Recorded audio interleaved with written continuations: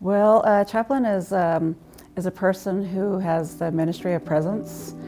So when people are at their worst situations, in life, or wherever it might be, there's someone that needs to be there with them at the time, so they can experience and go through their event with somebody. Because a lot of these situations, people are alone, and so when we're called in, we're in a ministry of presence. We're there to be with that person specifically during that time.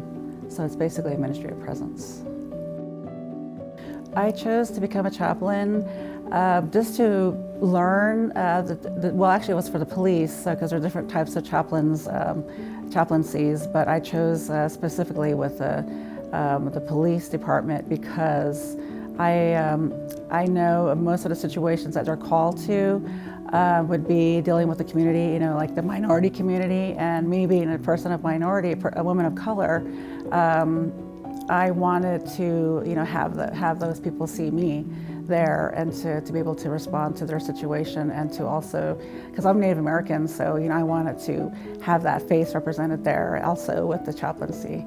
And actually I've experienced several Native American situations here since during my chaplaincy in the last since I've only been a chaplain since March. So I really want to get involved in my community as a chaplain, more so with the police department, and just to be represented out there, because the police are really need us out there. We're a tool, as we say, like when the officers put on their their instruments and they have their belts and they have all the tools around them.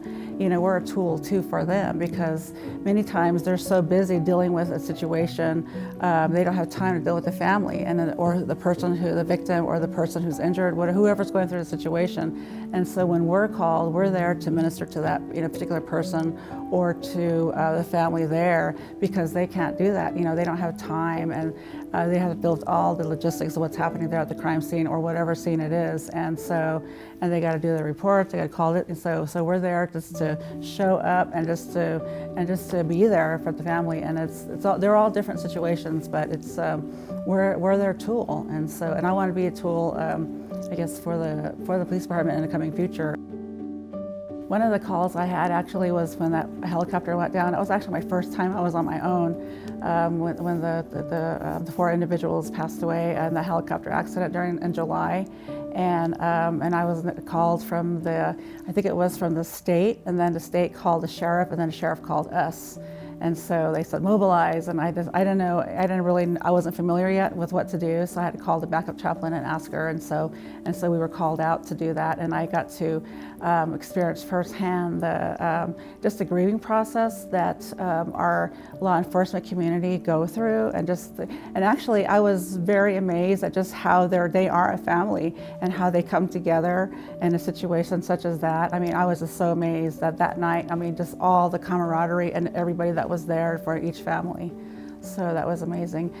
Well, usually with Native communities, especially when they're in a situation that's involving something very tragic, they tend to shut down, and they tend to, especially involving the police, they'll back off, and they don't really want to give too much information. There's a lot of mistrust, and when they see my face there, I kind of let them know that it's okay, it's going to be fine, I'm here, I'm with them. You can let me know what's going on, and if you don't want to tell them, I can tell them for you. And I'm just kind of I'll just be I'm their best friend, I'm their mom, I'm their sister, I'm their whatever they need at the moment to make them feel comfortable. And so that's basically what I do, and I love it. It's great when I see when I'm on a call and I do see another person there that's a Native American, because there's not too many that are New Mexico. So.